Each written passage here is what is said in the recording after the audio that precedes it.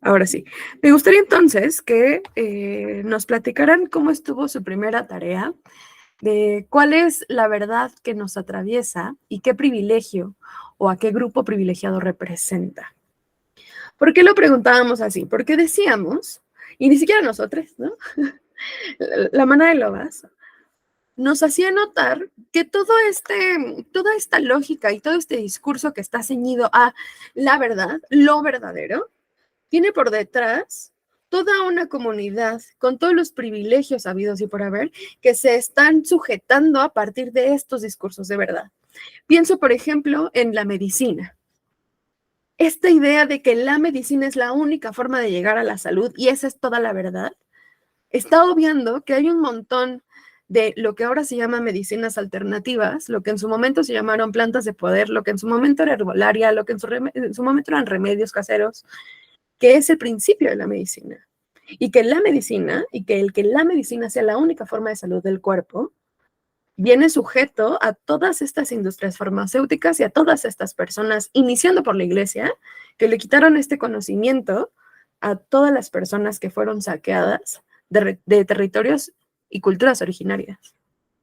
Y entonces, a mí se me ocurría que la mía era la monogamia, ¿no? A mí si me hubieran visto ustedes hace 8 años, señora, no me reconocería, porque yo, hija, la primera en la fila de las más monógamas. Porque el privilegio que eso a mí me daba, yo un poco me cuestiono si era un privilegio, pero me lo vendían así, era la posibilidad de ser vista como un ente político frente a los demás. Es decir, que en mi trabajo no me dijeran, híjole, no te puedo dejar la proteína porque eres la novia del dueño y no la esposa del dueño. Entonces, upses, ¿no? Y esto ni siquiera es algo que me pasó a mí, es algo que le pasaba a mi jefa. Ella era la dueña del gimnasio y no le dejaban a consignación cosas porque ella, aunque era la dueña, no era la esposa de lo que él consideraba el dueño. Y entonces, para mí la monogamia siempre fue este espacio de protección, incluso frente a otros hombres. Porque era más fácil decir, estoy prometida o estoy casada, decir, déjame en paz, perro, porque no te sueltan, pues, como pitbull, ¿no? Y entonces, un poco me cuestiono si son privilegios, evidentemente, ¿no? Porque yo creo que el acceso a espacios libres de violencia es un derecho, pero que se ve reforzado a partir de estas otras estructuras. La posibilidad de comprar una casa, ¿no? Entonces, para ustedes, ¿ustedes qué encontraron? O si no encontraron, pero tienen dudas, ¿no? Esto, yo sigo creyendo que esto no es un privilegio, pero pues así me lo han vendido toda mi vida. ¿A ustedes qué encontraron? ¿Qué hubo allí en medio?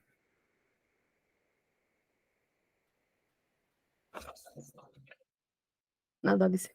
No tenemos privilegios, Ay, mi pan. ay, me estaba amarrando aquí el cabello yo. Este, mira, yo igual que a ti me pasó como en, no sé si es tanto un privilegio porque nunca bueno, no lo he podido racionalizar a ese punto, pero yo crecí en ambas familias siendo casi el único hombre en todas partes, de la familia. Entonces, eso a mí me ha permitido por mucho tiempo, como, bueno, es raro porque siento que tengo una percepción de la realidad un poco alterada, en tanto a que me vinculo de formas muy diferentes a hombres con los que he convivido, que conviven únicamente con hombres en casi todos sus planos eh, sociales, ¿no? Digamos. Y noto mucho la diferencia es que para mí no es un privilegio, pero me repugna un poco cuando los escucho. Siempre he podido tener amistades con mujeres, pero socialmente nunca se ha visto como tal, ¿no? O sea, siempre está como en el, ay, pero ¿y a poco no te dan ganas de besarla? ¿Y a poco no te dan ganas de tenerla? Y cosas así, ¿no? Y quisiera decir que es un poco de privilegio porque puedo vincularme, entre comillas, de otra forma, ni siquiera voy a decir mejor o peor, sino de otra forma con mujeres,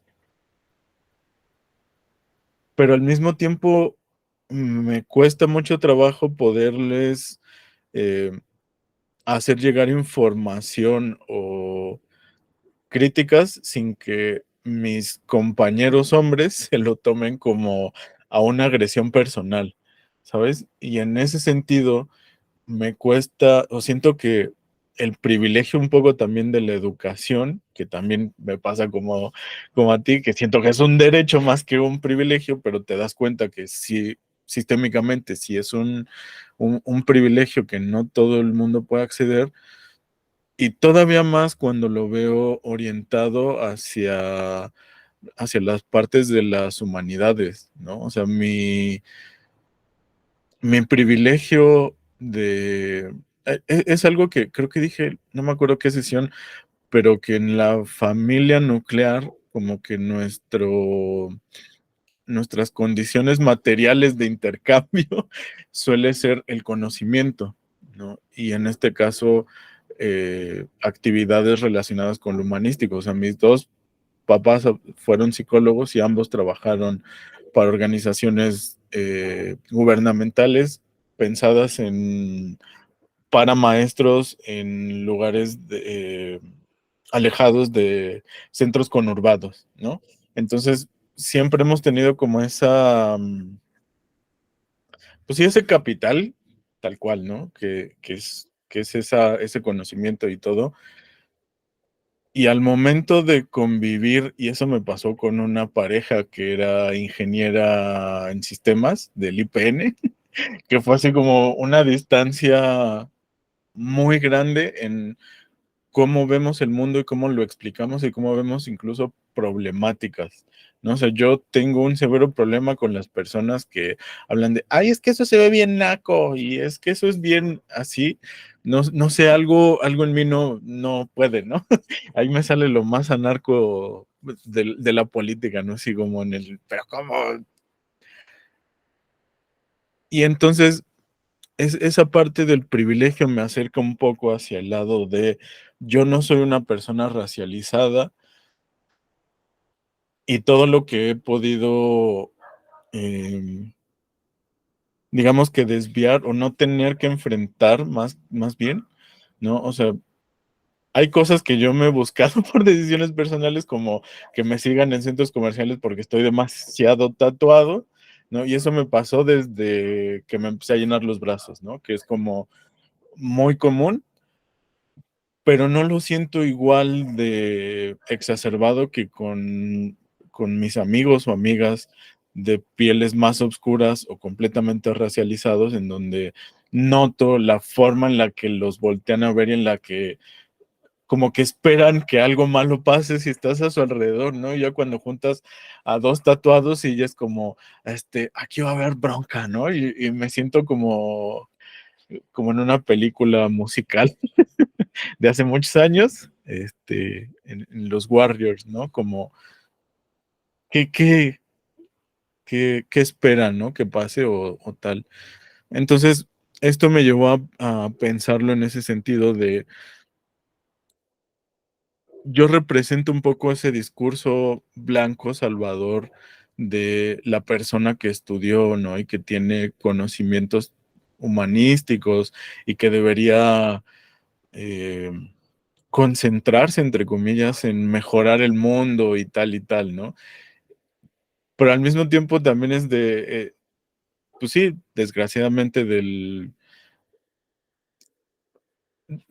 como que la sociedad en general lo ve como los que no hacemos nada, ¿no? Básicamente como que nos vamos a sentar en un sillón a pensar cosas inútiles para todo el mundo, ¿no? Porque así me lo preguntaron, por ejemplo, primos cuando descubrieron que yo estudiaba historia, ¿no? Y era como, pero ¿y la historia? O sea, ¿qué le estudias a la historia? Y yo así como, "Uy, no, pregúntenle eso a todos mis mugrosos libros que tabicones, ¿no?".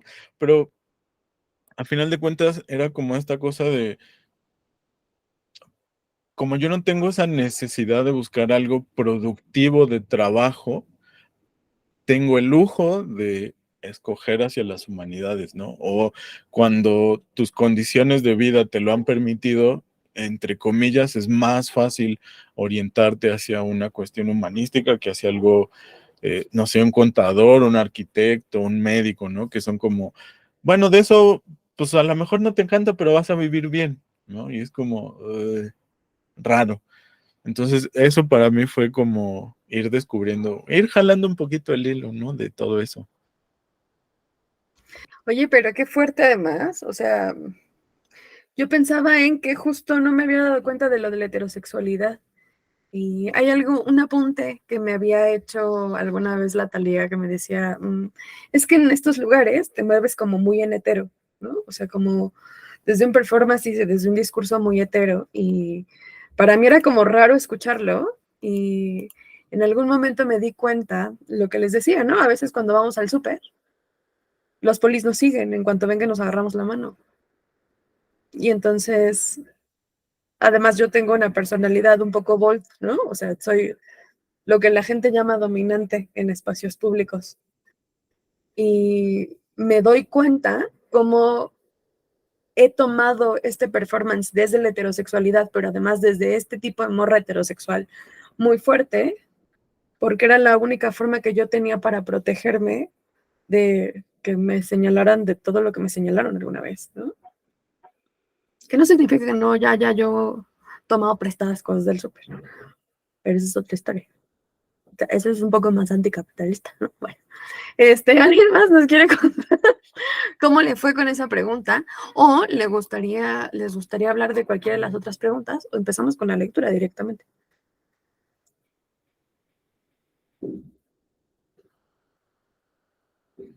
Muy bien, pasemos a la lectura. ¿Sí? Ok. Nos habíamos quedado con mucha rabia con el orgullo gay, ¿no? O sea, yo tenía un poco de nervio de empezar con ese pedazo porque dije, tengo mucha opinión controversial, pues, ¿no? Funada voy a salir yo de aquí. Y me gustaría que retomáramos que parte de lo que hablábamos la semana pasada era que era ridículo que habláramos de un orgullo gay, no porque ser o tener la orientación, preferencia sexual que tenemos no sea motivo de orgullo, sino porque cómo podemos hablar de orgullo no heterosexual cuando en los bares que están hechos para la comunidad LGBT afuera han matado a morritos gays a golpes. No más hablando de la ciudad, ¿no? ¿Cómo podemos hablar del orgullo gay cuando hay gente, cuando tengo amigas, güey, y amigas de mis amigas que vienen de Veracruz y de Monterrey y de Oaxaca al Pride, porque es el único lugar donde pueden andar en la calle agarrando y besando a sus morritas, porque en sus lugares no pueden? ¿Cómo podemos hablar del orgullo gay cuando no hay suficientes PrEP? No hay suficientes pruebas para VIH y medicamentos para el VIH disponibles para la población en general. Y entonces hablábamos un poco de eso, como esta lógica del orgullo gay y del amor es amor, también tiene mucho que ver con las formas en las que la heterosexualidad y la mononorma nos está permitiendo existir frente al régimen, ¿no?, monogámico. Es decir, uno se presenta y dice, hola, soy Mariana, soy lesbiana, y entonces en automático asumen que quiero tener o prefiero tener una pareja mujer.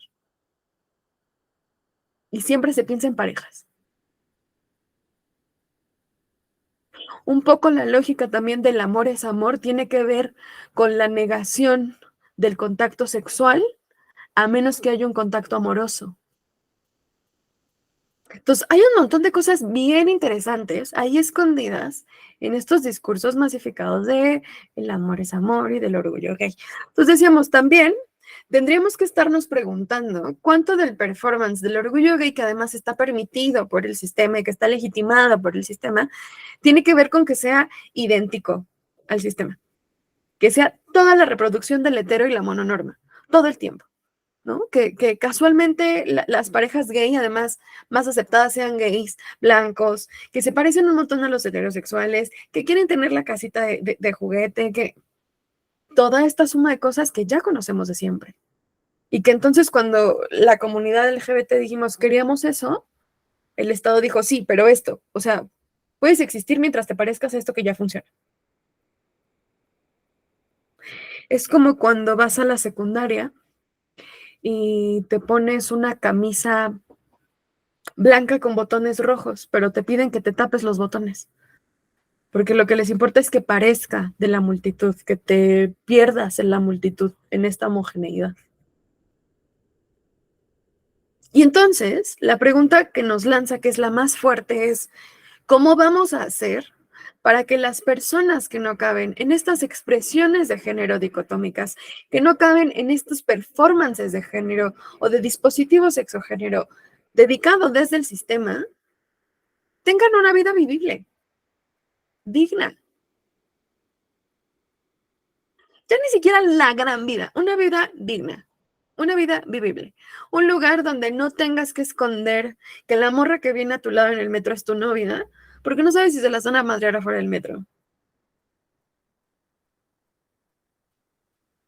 Un lugar donde no haya comunidades, donde una mujer heterosexual le diga a su pareja, quiero abrir la relación, y haya un feminicidio, y las autoridades digan, pero el atenuante es que lo sacó de sus casillas porque no quería ser monógama. ¿Cómo vamos a crear esos espacios? ¿Cómo nos vamos a burlar luego entonces de estos dispositivos del género? Y no se trata de empezar a performar y disfrazarnos, porque las identidades no son disfraces, sino el hecho de que si tú te sientes cómodo con lo que sea que esté pasando en tu singularidad y te cuida, sea posible.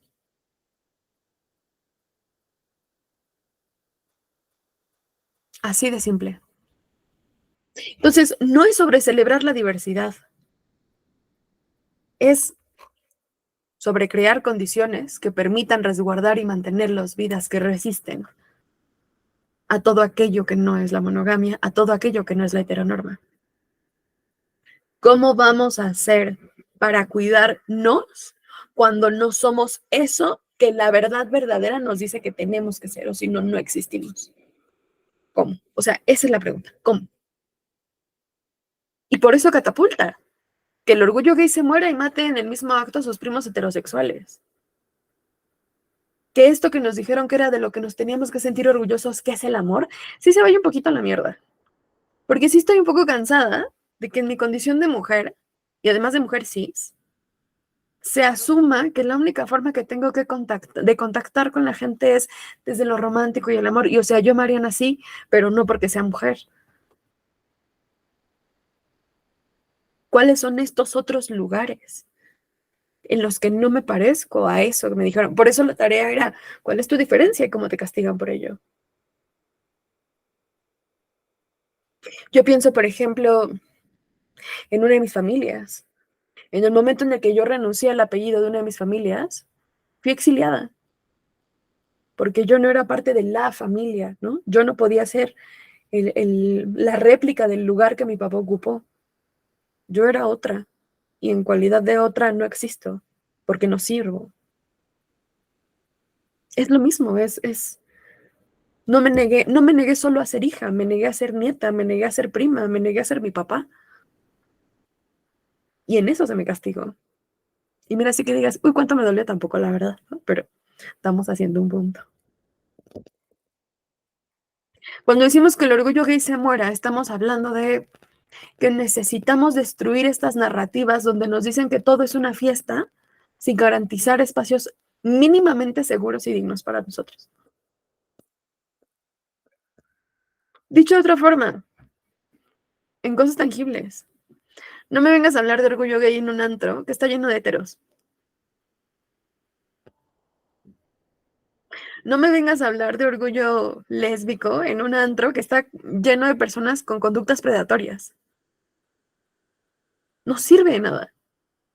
Yo no quiero festejar que me gustan las morras. Yo quiero tener acceso a PrEP. Estoy atoradísima con eso porque de verdad me encabrona que las pruebas para el VIH sean insuficientes. Me parece irreal. Entonces, continuamos con la lectura. Esto no va a ser un pequeño resumen. Apuntamos a una ética amatoria cuestionadora de aquellos vínculos que representan los modos heteroculturalmente asociados a la idea del amor. Queremos que amar ponga a prueba todos esos pinches discursos que vienen en TikTok de si no te contesta en 3 segundos es porque ya no le interesas. Que a mí me cagan. Estos discursos de si no está económicamente presente, que no esté. Ay, no, chica, pues tú querías un banco. Y no está mal, pero pues, no sé si un banco es una persona, ¿no?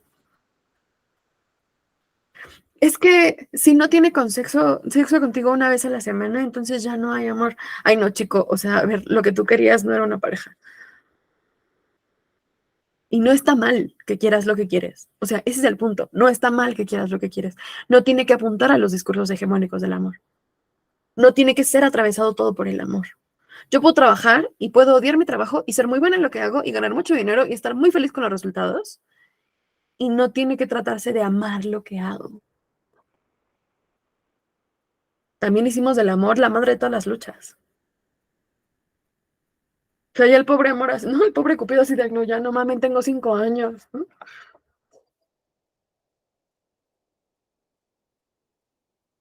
La ética amatoria, de este modo planteada, puede constituirse como una propuesta del pensamiento libertario, pero su fundamento va más allá de delinear obligaciones o líneas de responsabilidad entre afines y amantes. Es decir, empecemos porque los amantes necesitamos de dejar de darles obligaciones y de ejercerles responsabilidades. Un poquito sí, aquí mis amigas ya mandaron a la mierda eso que la gente llama responsabilidad afectiva. Lo voy a dejar ahí suavecito en la mesa.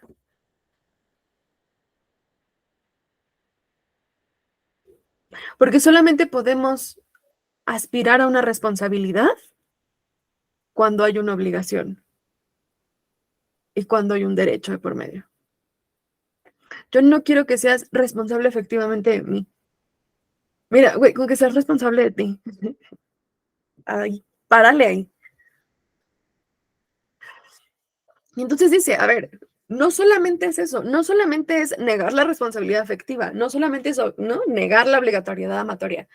Busca sostenerse en un poder creativo y afirmativo que involucre como condición automática los lazos de solidaridad expresados en hechos. Apoyo mutuo para trascender los límites establecidos por la pareja normativa. Una voluntad de poder en el quehacer diario, de poder perderse, extraviarse en la multiplicidad afectiva. Es decir, no nomás no quiero quererte como el sistema me dice que te quiero querer. Quiero que nos inventemos una forma de querernos. Este pedo de cuando yo, Mariana, volteo a ver mis repisas, digo, ay, no mames, si me quieren estos güeyes. Nadie vendría de donde vienen a ponerme repisa. Nadie. Que yo pueda mirarme y mirarme un poco a veces con los ojos de quienes me aman y decir, güey, sí me quieren un chingo. Que yo pueda mandarte sopita cuando te sientas mal y decirte, güey, sé que no quieres hablar con nadie, no te pido que hables conmigo, no dejes de comer, porfa. Es encontrar estos otros lugares, encontrar estas otras formas. Lo que me lleva a la primera tarea. ¿Cuáles son esos actos de amor que tienen, que son únicos en sus relaciones? O sea, este pedo que ustedes ven para atrás y dicen, esto no lo haría, o sea, si no es con esta persona, creo que pertenece a este lenguaje secreto, ya mi amiga la Taylor, ¿no? O sea, pertenece a este lenguaje secreto que no tengo con nadie más y que no quisiera tener con nadie más.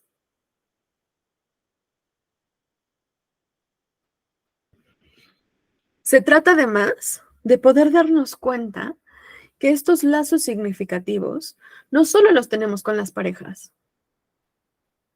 que tu maestra de la prepa importa, que tu maestro de estructuras metálicas de la secundaria importa, que tuvo algo ahí en ti, güey. No solo que te dio un oficio técnico, sino que cuando se emputaba y le pegaba durísimo, y tú te cagabas de la risa y decías, ese güey está bien emperrado, ¿no? Y ahora sabes que existen otras formas de vivir tu dolor, que no lastiman a nadie. Tu maestra del kinder, que en mi caso buscaba tus calzones porque no te gustaba traer calzones, güey. Y llegaba con tu mamá, aquí están sus calzones, la niña otra vez se los quitó. Son estas otras personas que también importan, que también habitan con nosotros. ¿Cómo hacemos que esas relaciones significativas se vean? Y no se vean como para afuera, porque la intención no es que el entorno vea que amo mucho a mi maestra de literatura, sino poder experimentar esta emoción sin que tenga que transformarse en la lógica de pareja, sin que tenga que ser, admiro a mi maestra de literatura, uy, ya es tu novia. No, güey, es mi maestra, la quiero muchísimo, la respeto. Y puede solo ser eso. ¿Cómo vamos a habilitar esos lugares? ¿Cómo vamos a evitar la posibilidad de que la persona a la que amas también pueda sentir esta cosa importante por alguien más que no eres tú? Y decir, no mames, qué chido. O decir, ahorita no me cuentes, la neta ando bien vulnerable, güey, es miércoles, al chile hoy no quiero saber. Mañana pregúntame. Y que haya espacio para eso.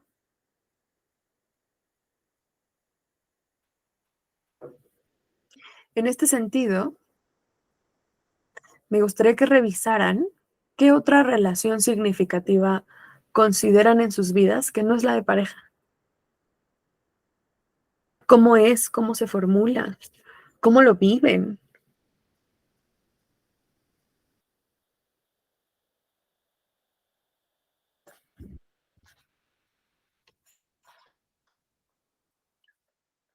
Ahí voy, es que estoy anotando la tarea.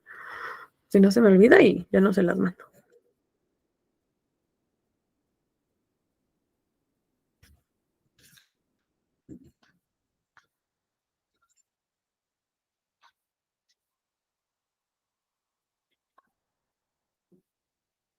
Ayer estábamos viendo un programa pedorro, ya sabes, como de telebasura.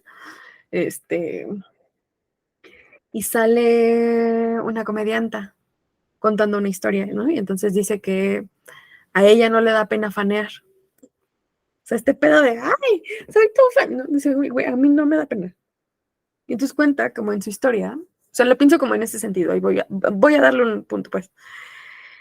Ella decía que empezó a dejar de erigirse desde la pena respecto a fanear con la gente, porque tuvo una amiga en la secundaria de la que era muy fan, güey, o sea, la que admiraba mucho y que nunca se lo dijo. Y que nunca se lo dijo porque el entorno no lo permitía, porque pues seguramente si entre morras pasaba era leviana, ¿no? Y entonces todo el estigma que eso traía. Entonces ella, mira, callada del hocico. Y resulta que la morrita se murió. Y que el día que esta morra, ¿no? Michelle creo que se llama, llega al velorio, que lo primero que su mamá le dice es, güey, no sabes las cosas tan bonitas que decía ella de ti. O sea, no tienes idea de cómo ella te faneaba, ¿no? Y entonces, que ella se llenó de rabia y dijo, güey, no me lo voy a aguantar. O sea, no veo por qué no tendría que decirlo. No veo que no me habilitaría para decirlo en voz alta, para hacerle saber al otro que es importante para mí. Y en ese sentido pienso que esos son el tipo de cosas que se nos han arrebatado, sí desde la heterosexualidad, pero además desde los performances significativos.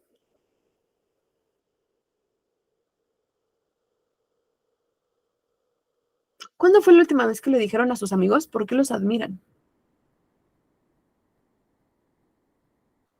¿O por qué les caen bien? ¿O por qué les gusta pasar tiempo con ellos? Que son cosas que además damos súper por hecho. Uno luego asume que los amigos le tienen que caer bien. Uno de mis mejores amigos hace años era un güey que me caía en la punta del hígado. Era mi mejor amigo. Porque con él, yo sabía que si estaba de malas, puedo decirle, vamos a pelearnos. Además, el morro, súper conservador tradicionalista, güey, ¿no? Y nos agarrábamos unos chingadazos, ¿no? Discursivos deliciosos. Y nomás nos hablábamos para eso. Y yo no, él no me caía bien, pero la relación que teníamos, yo la disfrutaba mucho. Pienso en esos lugares. Entonces, su segunda tarea es decirle a sus amis por qué los aprecian.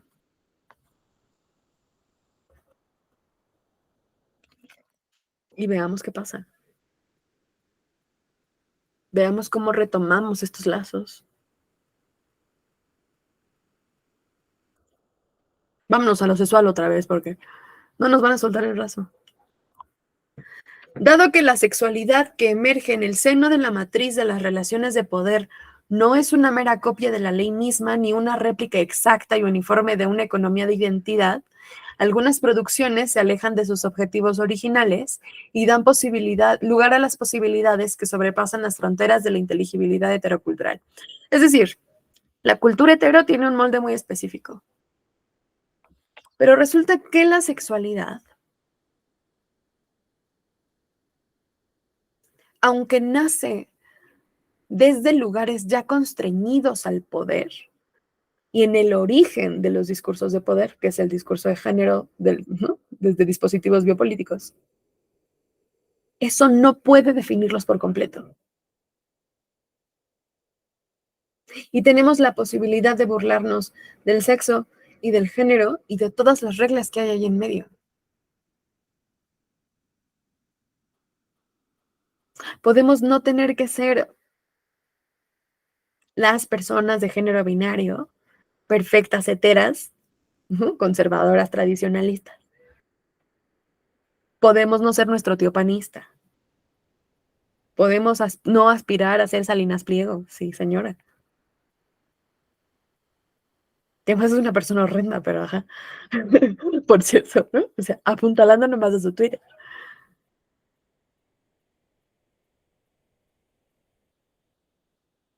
Y es muy curioso cómo de una u otra forma nos devuelve a la primera pregunta de la tarea pasada, que es antepasada, que es el quién somos y performar como quién somos, qué nos impide hacer, que sí queremos hacer. Pienso en, por ejemplo, ser la hermana grande. En este espacio heterocultural, ser la hermana grande fue cuidar a mis hermanos y de ahí cuidar a cualquier persona a mi alrededor, porque resulta que crecí como cuidadora en cuanto crecí mujer cis. Y a veces sí quisiera que me cuiden y me enfrento a la dificultad de no tener puta idea de cómo permitirlo. El día que pasa me siento culpabilísima. Que los vínculos me dicen, déjate querer, güey, voy a verte y yo desaparezco, ¿no? No sé, no estoy. Porque me duele admitirlo. Y entonces pienso en que no tenemos que ser ese performance de identidad que nos fueron creando. Y digo nos fueron creando porque resulta que uno descubre su identidad de manera progresiva y experimental, que es otra forma de decir que los nosotros que estamos hoy, que somos hoy, no van a ser los mismos de mañana. Y que no está mal. Y que experimentar está chido y es divertido, ¿no? Sabe sabroso de pronto. Yo me acuerdo de las primeras veces que uno de mis amigos se puso una falda y me dijo, what the fuck, porque esto no es normativizado. No sé, para mí como morro es muy incómodo, ¿verdad? Pero si a ti te sirve, pues úsala, güey.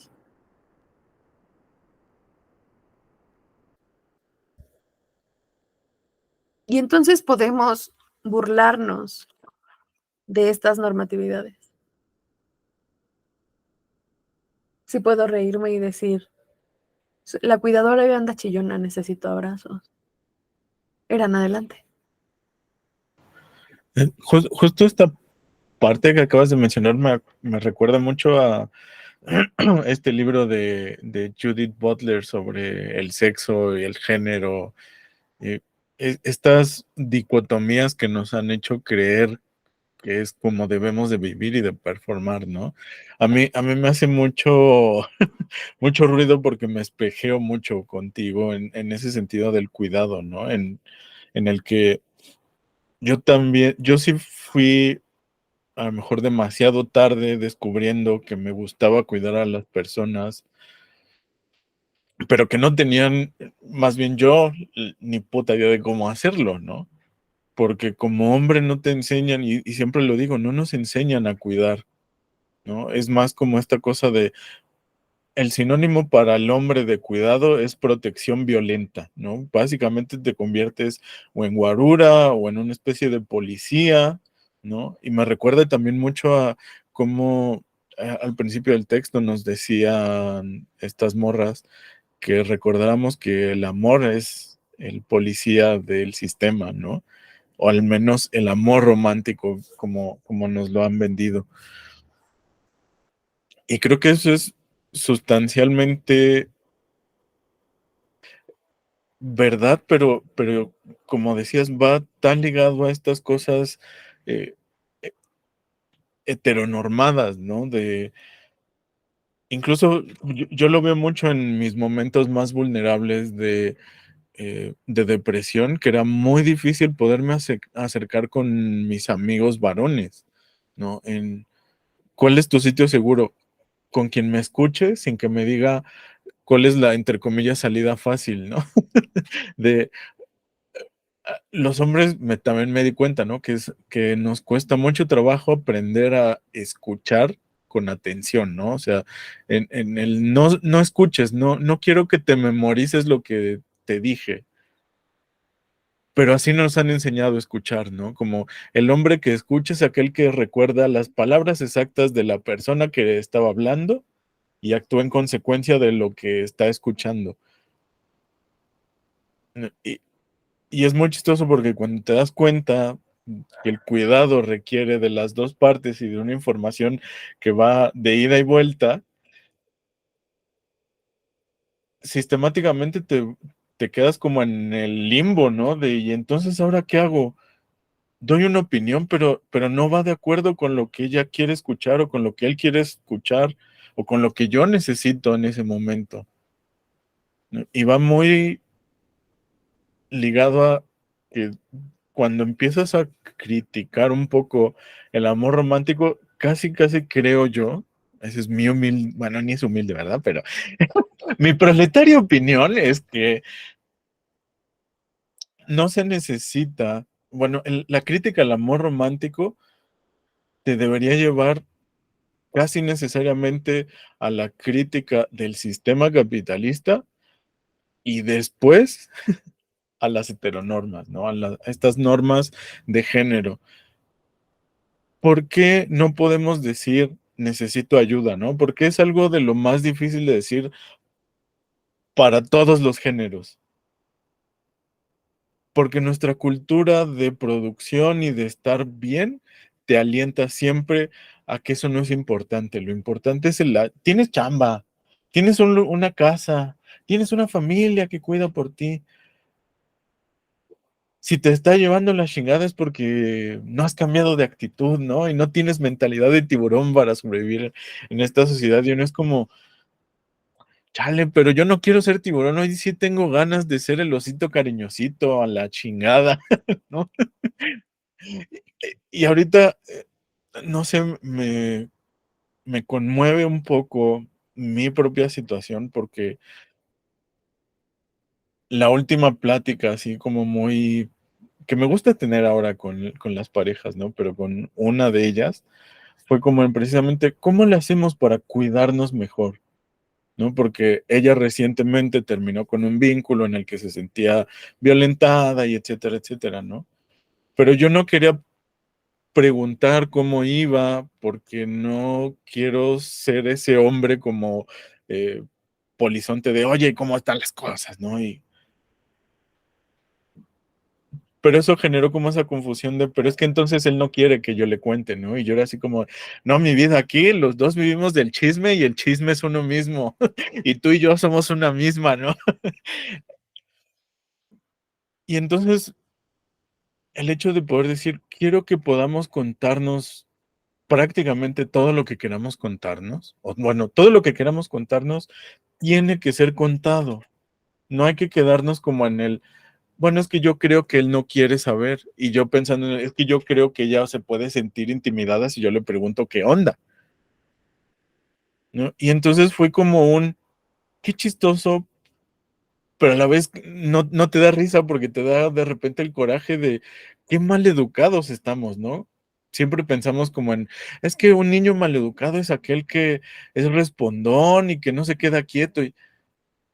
Y ahora cuando eres adulto es como de, chale, ¿por qué nos hicieron quedarnos ahí quietos, sin cuestionar, sin preguntar, sin decir esto no me gusta?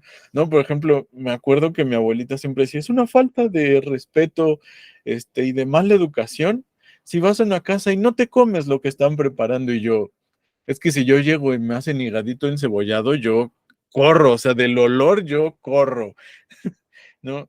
Y no sé, y de repente tengo otras cosas como que a mis papás detestan el sushi y yo soy así como, ay, yo hago un sushi rete buenísimo. Pero esta cosa de no confrontarnos, ¿no? Y de no decir precisamente lo que sentimos y cómo nos expresamos y cómo nos guardamos tantas cosas porque socialmente no deberías mostrarlo o decirlo, pues es esto, ¿no? O sea, la lectora ahorita sí me dio así como mis cachetadas aquí como de, ay, cabrón. Pero me hizo pensar mucho en eso, ¿no? En cómo, a final de cuentas, esto que decía hace ratito de que debería ser una propuesta de corresponsabilidad no obligatoria, ¿no? Sino que llegues con porque somos seres humanos y nos queremos, tenemos ya la obligación de cuidar casi del otro, ¿no? En cuanto a obligación como en esto de derechos y obligaciones, ¿no? Tienes el derecho de sentirte libre y yo la obligación de crear el espacio para que te sientas libre y segura, ¿no? Y eso es algo que incluso en estos círculos de no monogamias, de repente uno conoce a bandita que si la volteas a ver y es como, o sea, puede que no seas monógamo, pero qué discursos monógamos te avientas, ¿no? Y de repente si uno se asusta porque es como de, o no sé si solamente sea yo, ¿verdad? Pero de repente sí. No sé si ustedes vieron estas caricaturas de Ernesto el Vampiro, pero de repente así que se despierta y, ay, ay, ay, solo estaba soñando. Así de repente así me ha pasado que de repente es como, no, ha de estar soñando, pero me pasa al revés, no de, ay, güey, no, esto sí era real, ¿no? Y creo que, pues eso, que el cuestionamiento al amor romántico no nos hace seres duros de piedra, ¿no? Sino por el contrario, creo que podemos revalorizar lo que queremos como amor y cómo expresarlo y cómo crear espacios afectuosos de amor. Y ya. Miguel, adelante. Gracias. Pues a partir de esto, de la lectura, sí, siempre, este tipo de lecturas siempre me atraviesan muy, muy cabrón. Y también a partir de lo que comenta Erandu, ¿sí? Eh, yo, o sea, tengo un tema ahí con el cuidado, ¿no? Porque yo me hago decir que soy una persona que cuida mucho, que apapacha mucho, pero a veces mi bronca tiene que ver con en qué momento estoy cuidando y en qué momento estoy siendo paternalista desde esta construcción de género de que soy hombre, ¿no? Y lo que decía eran, ¿no? Este, ¿cómo, en qué momento me estoy convirtiendo como en este guarura o en este guarro que por protegerte termina como casi casi aventándote y tirándote al suelo mientras está peleando con el otro, ¿no? Y eso, o sea, yo veo que luego mis amics me dicen así como, es que tú cuidas mucho y esto, ¿no?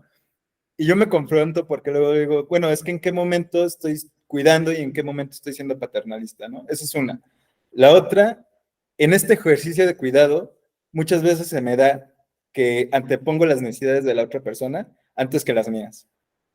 Y entonces, cuando yo necesito como mis necesidades, no sé cómo pedirlas porque siento que si las pido, pues estoy no estoy cuidando, ¿no? Y entonces me siento culpable con ello.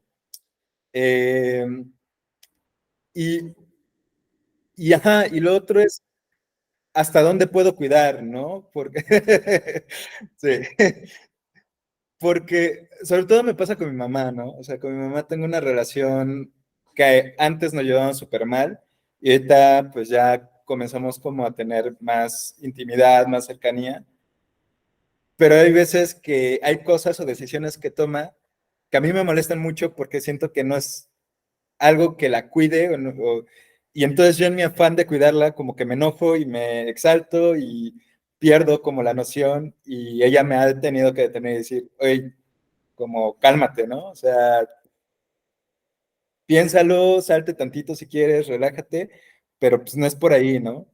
Pero a mí me conflictúa mucho porque es como de que no, es que esto te va a hacer mucho daño, ¿no? No sé, un ejemplo, no, se siente mal del estómago y entonces come más picante, ¿no? Y entonces ya me molesta porque come picante, ¿no? Y vamos te calmas un chingo, ¿no? Bueno, no con esas palabras, pero sí, ¿no? O sea, como que cálmate, ¿no? O sea, yo sé por qué lo hago y esto, pero a mí me da mucho miedo de que se vaya a enfermar, de que vaya a terminar yendo al hospital, cosas así. Y no sé, como que en ese inter me pierdo mucho, ¿no? Entonces, para mí el cuidado es algo que sí disfruto hacer, pero no sé cuándo estoy cuidando y cuándo solamente estoy queriendo como querer cuidar como yo creo que se debe de cuidar. No sé si eso tiene sentido. Eh, pero eso, o sea, me resonó mucho lo que dijeron a partir de eso y estoy como de que, no sé, no soporto. No está soportando el Miguel esta sesión. Fíjate que hay dos apuntes en medio. Lo primero es, denme un segundo porque van a ladrar mis perros.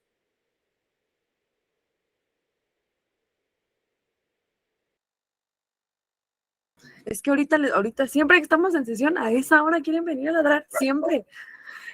El primero es, yo propongo que a lo mejor este pedo de los cuidados se nos dificultan tanto porque lo hemos pensado en sentido de protección del otro frente al mundo y del otro frente a sí mismo, haciendo de nosotros el eje de cuidado. Lo voy a plantear distinto. Creo que los cuidados tendrían que enmarcarse en la lógica de a quién se cuida y no desde quién cuida. Porque una cosa que nos parte en dos es, les propongo esta idea, les propongo este experimento. Cada vez que sentimos que estamos reemplazando nuestro cuidado por el del otro, ¿qué pasa si nos preguntamos si ya hicimos eso por nosotros? Por ejemplo, esta maña que tiene la banda en Twitter de mandarte a terapia. Y que ya después, o sea, ya cuando una ve 60 tweets de amiga ve a terapia, dice, no, es que chica, la que tiene que ir a terapia eres tú, lo estás pidiendo a gritos. O sea, yo ya tengo 10 años en terapia, creo que a la que le hace falta no es a mí, ¿no? Y por otro lado, que desde estas estructuras se nos enseña que el cuidado solo puede darse a lo que es una extensión de mí. Y por lo tanto, es como yo entiendo el cuidado. Pues claro que nos va a volver locos. La otra es, de pronto creo, un poco retomando lo que decía Eran, de estos cuestionamientos que se hacen al amor romántico. Me da un poco de nervio decir esto, pues, ¿no? A ver. Creo que desde lugares feministas la estamos cagando durísimo cuando solamente... Espérense porque se cortó el vivo. Ya saben que esto es una trampa maldita siempre. Estoy harta. Sí creo que desde el feminismo la hemos cagado mucho, intentando deconstruir y cuestionar el amor romántico y dejándolo solo como un ente aparte a todo lo demás. Es decir, nos cuestionamos el amor romántico, Pero, chica, tócale la monogamia a mis amigas feministas de Facebook y me van a volver a cerrar el Facebook otros 6 meses. Tócale la jerarquía a muchas morritas, ¿no? Que están atravesando luchas feministas y puta, no se puede, ¿no? O sea, eso no va nunca por ahí. Y entonces me hace cuestionarme un poco si es suficiente y si no más bien es una enseñanza bien blanca fragmentar estas construcciones. Porque cuando cuestionamos al amor romántico, pero no cuestionamos la monogamia, no cuestionamos las jerarquías, no cuestionamos el sistema capital, no cuestionamos además los entornos necropolíticos en los que vivimos en México en particular,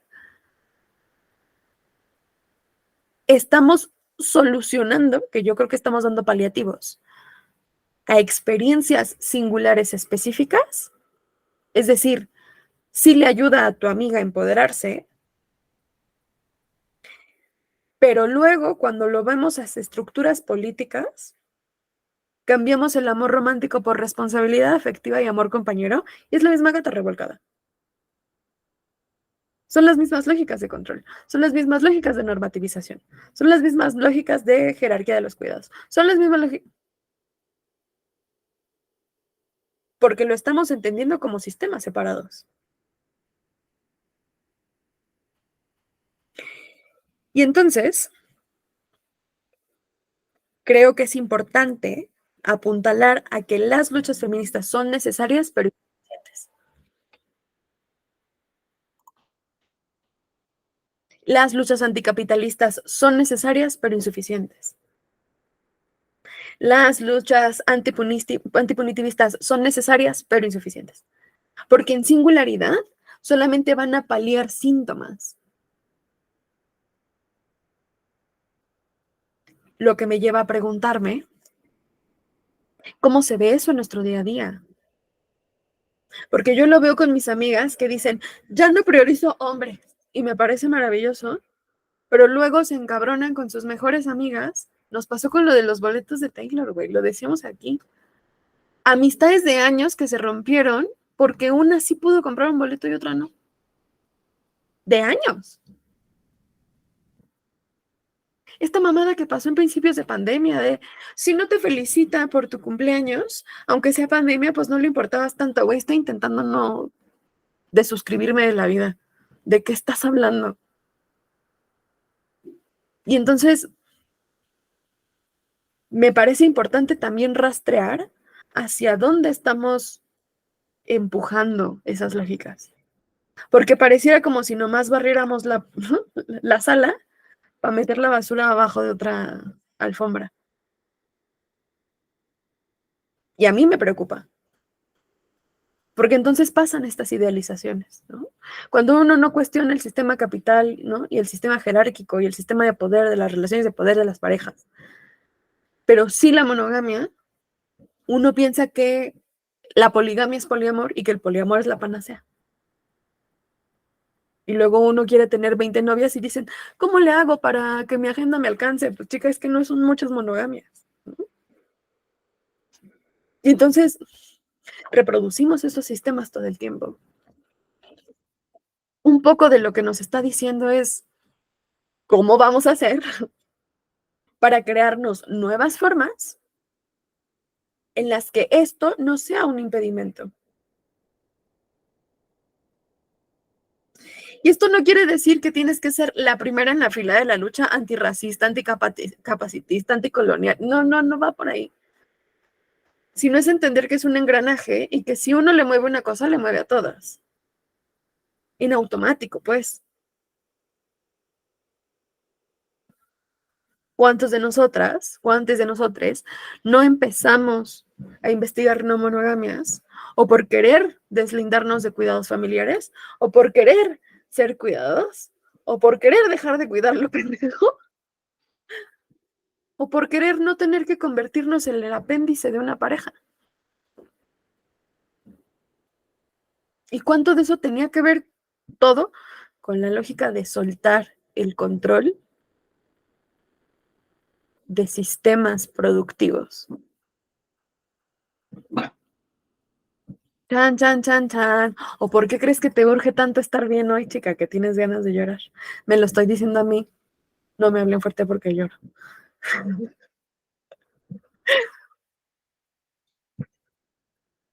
Son estos lugares los que tenemos que revisar en nuestro día a día. Lo pinto de otra forma. ¿Cómo elegimos eso lo que el sistema llama mejores amigues? ¿Qué decimos de les amigues? Es quien está siempre para mí. No, chica, igual y tú estás atorada en la Edad Media creyendo que tú eres la reina, ¿no? O sea, viste mucho Bridgerton, chica. No funciona así. Son seres independientes. No somos apéndices de los otros. ¿Se sienten listas para continuar con la lectura? Sí, vamos a respirar profundo. Ya está valiendo verga tan temprano. Muy bien. Las normas heterosexuales de género producen ideales inaccesibles y abyectos. Me parece una inversión de tiempo innecesaria explicar esto. Ok. Nomás piensen en el ideal de hombre y en el ideal de mujer. Podemos decir que la heterosexualidad opera mediante la producción regulada de versiones hiperbólicas del varón y la mujer, representaciones que nadie elige, pero que todos estamos obligados a negociar para la constitución de un sujeto para que exista en esta sociedad. O este pedo de que hace apenas un par de años pudieras poner género no binario, un par de años, creo que literalmente 2, en tu INE. Este pedo de que vayas al súper y te digan, señora, ¿no? Y tú, no soy señora, güey. Me encantaría ser una señora, pero no lo soy. De que no podamos ver en la calle a una pareja con performance heterosexual sin pensar que son novias. La mamada que te digan que no puedes ser amigue de alguien de tu sexo, ¿no? Del sexo contrario. Cuando se refieren a género. O sea, el sistema siempre se va a mover en todo lo que parezca cercano a la mujer ideal. Y lo que no sea cercano a la mujer ideal lo va a castigar, lo va a leccionar y lo va a normativizar. Igual para los vatos. ¿No eres el vato ideal? Bueno, lo que más se acerque, ¿no vas a hacer? Bueno, pues vas a hacer este tipo de vato. Y entonces tenemos a los FIFAs, y tenemos a los RAES, y tenemos a los FONCAS, ¿no? Que son otras presentaciones de la masculinidad tradicional. Dice Eran, algo tan simple como regalarle flores a quien no es tu novia o esté muerte. Claro, claro. No mames, no lo había pensado.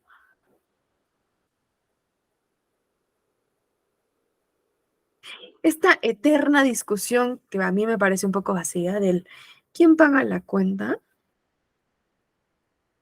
Ay, chica, pues lo hablas, ¿no? O sea, pues le preguntas, güey, ¿me estás invitando? Te estoy invitando, cada quien paga lo suyo. Al quien no tengo dinero, ven a comer a mi casa. Nos vemos después. Lo que sea, pues, ¿no? Vámonos a cosas más profundas, a luchas más profundas. La autonomía de los cuerpos. La imposibilidad que tienen las mujeres en un montón de estados en México todavía para abortar. Que responde a esta idea, ¿no? De la mujer como dadora de vida y como que su máxima posibilidad es ser mamá.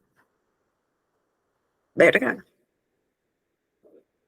Esto que decían ustedes, ¿no? Eran y Miguel, que la imposibilidad de poder ser cuidadores, que no sea desde un nuevo aprendizaje fuera de estas masculinidades hegemónicas. Entonces, todo eso importa, todo eso va creando sujetos que funcionan en lo social. O sea, mientras haya una morra dispuesta a cuidar incondicionalmente, no porque esté mal, incondicionalmente desde la estructura para afirmarse como mujer en el sistema, a un varón, va a haber explotación.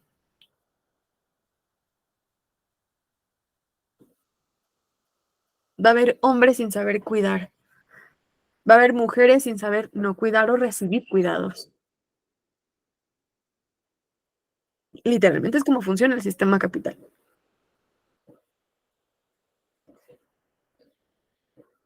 Sin embargo, se trata de normas asiedadas por su constante ineficacia. De allí que se repitan angustiosamente actos performativos convencionales para incrementar la jurisdicción. Así, género y heterosexualidad pasan a formar parte de la vida y aquella división del marxismo clásico se prueba no solo errónea, sino también inútil para la mutación y modificación del sistema.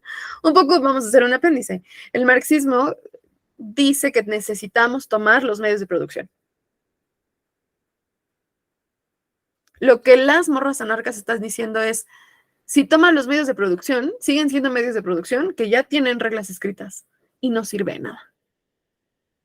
En género, en dispositivos sexogénero, no sirve de nada. Yo no quiero, un poco es decir, yo no quiero apropiarme de mi mujeridad, yo quiero ser otra cosa. Yo quiero ser un alien. Yo quiero devenir en deseo y que a mí nadie me diga qué chingados tengo que hacer para entenderme. Que cuando en la calle me pregunten cuáles son tus pronombres, yo le diga, deposítame y te vale verga. O lo que hago yo, ¿cuál te incomoda más? Ese.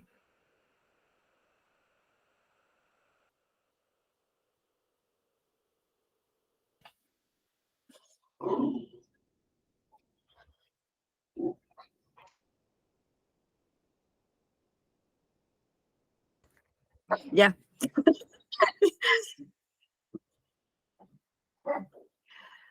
Más aún, la regulación de la sexualidad está estrechamente vinculada al modo de producción en la economía. Miren, parece que nos estamos adelantando a la lectura. El género se pone al servicio de la producción debido al modo en el que funciona en pos de producción de la familia normativa. Reproducir personas y reproducir la sociedad heteronormada, sumado a la regulación social de la sexualidad, forman parte del mismo proceso de producción. Es decir, querer tener una familia, tener el dispositivo sexo-género adecuado para poder reproducir dentro de esa familia, tener un nombre en la familia, es literalmente lo que nos hace mantener la heteronorma. Con esto estamos diciendo que se acaba la familia tradicional. No, se ven así un poquito, pero no va por ahí. Lo que estamos diciendo es, podemos ser comunidades, podemos ser conjuntos, juntándose a tomar la birra y a reírse un chingo y a comerse una fugaceta y a decir, ya son las 8, ya váyanse a su casa. Hoy estuvo muy padre mi plantita, pero ya me quedo dormir un rato. Y está padre. Y está padre cuando no pasa y uno dice, ay, güey, ya comí muy rico, ya me voy.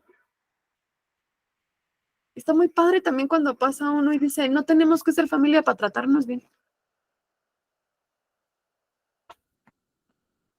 No tenemos que cuidar a un niño para estar unidos, para querer estar en contacto para siempre, lo que sea que siempre signifique.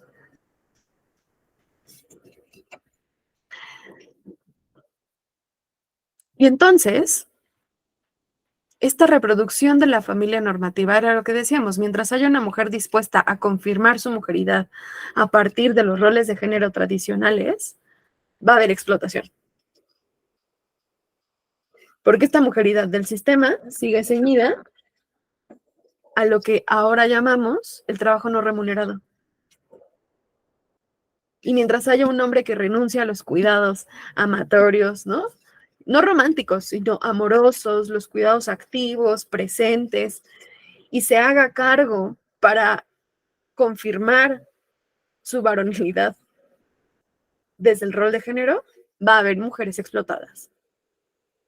Y mientras haya mujeres y hombres explotados, va a haber disidencias de género y disidencias sexogenéricas en peligro de desaparecer. En peligro político, físico, tangible, de ser sujetos de discursos de odio y por lo tanto de actos de odio y por lo tanto de crímenes de odio.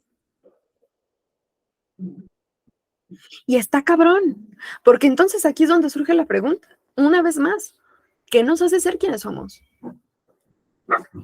¿Dónde está ese dispositivo identidad? ¿Qué cosas lo componen? Si no tuviéramos que nombrarnos desde nuestro género, ¿qué lo compondría? A mis perros no les gusta mucho esta conversación. Les molesta mucho cuando hablamos de estas cosas.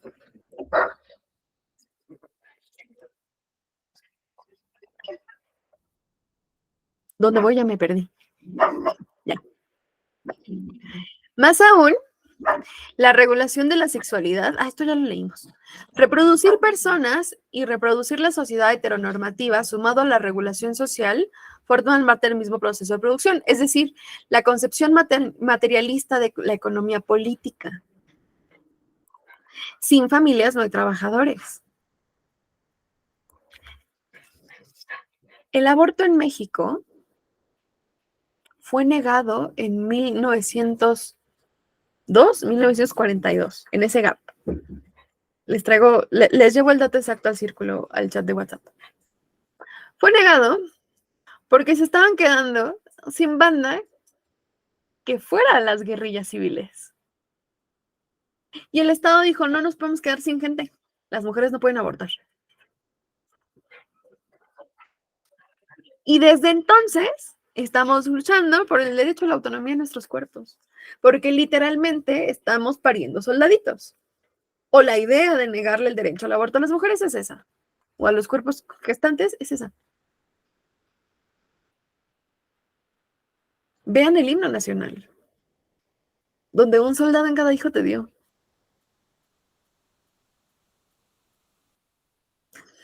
Entonces, la familia no solamente es la representación de la heterosexualidad, de la mononorma, de la cis-heteronorma, es también la representación de las formas políticas y económicas en las que funcionan los lugares que habitamos.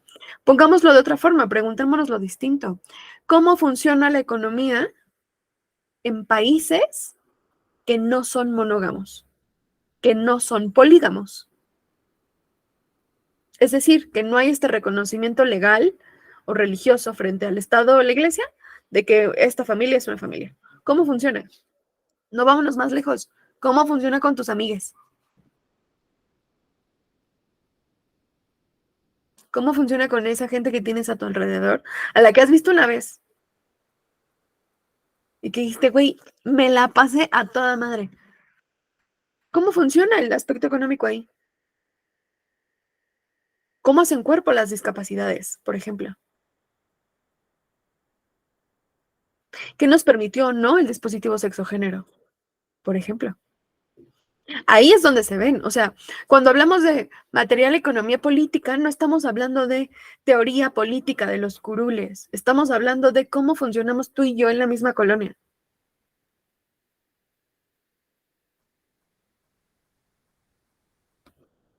La opresión material y reconocimiento cultural van ligados, porque la definición misma de lo humano está rigurosamente constreñida por normas culturales que son indisociables de los efectos materiales que producen.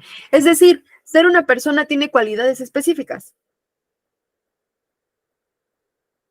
Si no es así, ¿por qué se experimenta con animales? Porque se consideran personas no humanas. ¿Por qué no se consideran personas no humanas? La distribución sexual y generizada de toda la vida, consciente e inconsciente, humana y no humana, material e inmaterial, dentro de este tecnocapitalismo global, integrado y cognitivo. Es decir, a todo lo que pensamos en pos de persona le asignamos un género, le asignamos un tipo de cuerpo, le asignamos un tipo de voz, un tipo de performance, de actitud, de personalidad. A mí me encanta cuando la gente se sorprende de que los perritos tienen personalidad. Me encanta. Eran adelante. Justo ahorita me acordé de Sofi, pero no ha llegado, pero de cómo los sujetos de derecho incluso también han o reciben este mismo trato, ¿no?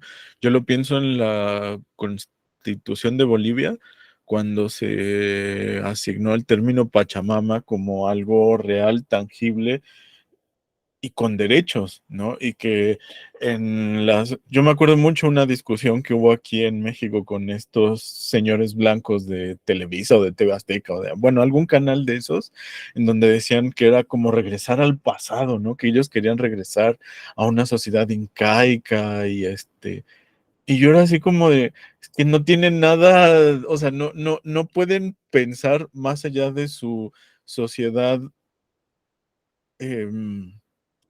pues sí, capitalista, ¿no? Y de entes en donde el único foco tiene que ser el ser humano, ¿no? En donde no se puede proteger el medio ambiente porque es una cosa como, entre comillas, demasiado subjetiva y que cada quien tiene su opinión y es como, y luego entonces, ¿por qué el género les cuesta tanto trabajo, no? Y es como que haga algo aquí, no cuadra, muchachos. Pero me causa mucho esa cosa de como incluso en unos párrafos de arriba decía como en estos moldes casi no elegidos, ¿no?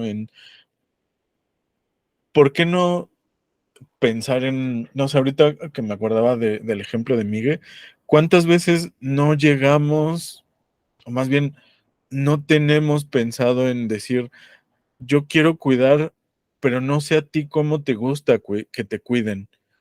Y no tenemos como que esa visión o esa expectativa de, oye, vamos a sentarnos, vamos a tomarnos un café o mientras comiendo, si a ti te gusta hablar mientras comes, sobre cómo te gusta que te cuiden y cómo tengo carencias para pedir que me cuiden, ¿no? Y cómo te pido que seas amable con esas carencias.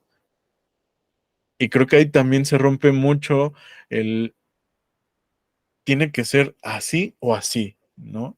En lugar de pensar como, como esta pregunta de, ¿no? ¿Qué es el amor? Eso que pensaste, no, otra cosa. Siento que también el cuidado, visto desde esa imagen del amor, como que no tiene que ser obligatoriamente con alguien que está ligado con sangre o por un compromiso burocrático como es el matrimonio.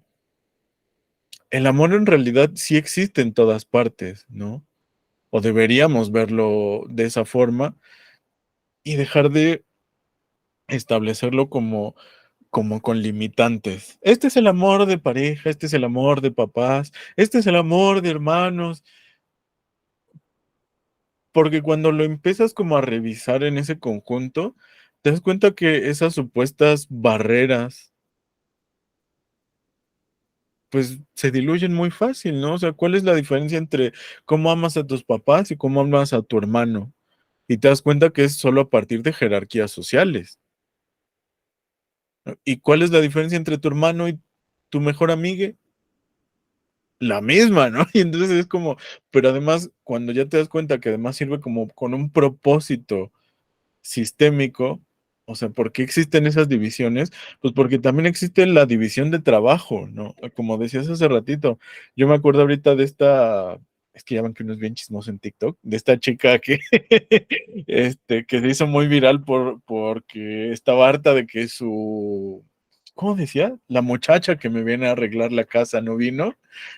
Y yo así de, o sea, entiendo el, el enojo y la crítica que se le hace a la chica por los comentarios que hace tan clasistas y todo, pero nunca escuché o nunca leí ¿ya vieron qué jodidos nos tiene este sistema?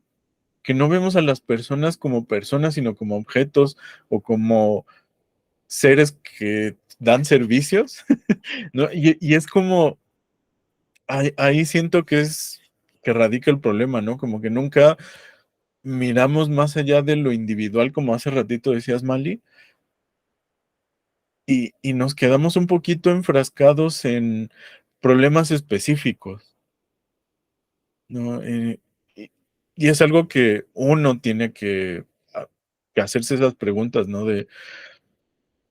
Ok, esta forma de cuidado, ¿desde dónde la aprendí y por qué, ¿no? Y cuál es por eso siento que la pregunta de hace rato de cuál es la diferencia y por qué te castigan, siento que iba maliciosamente pensada para el texto, ¿no?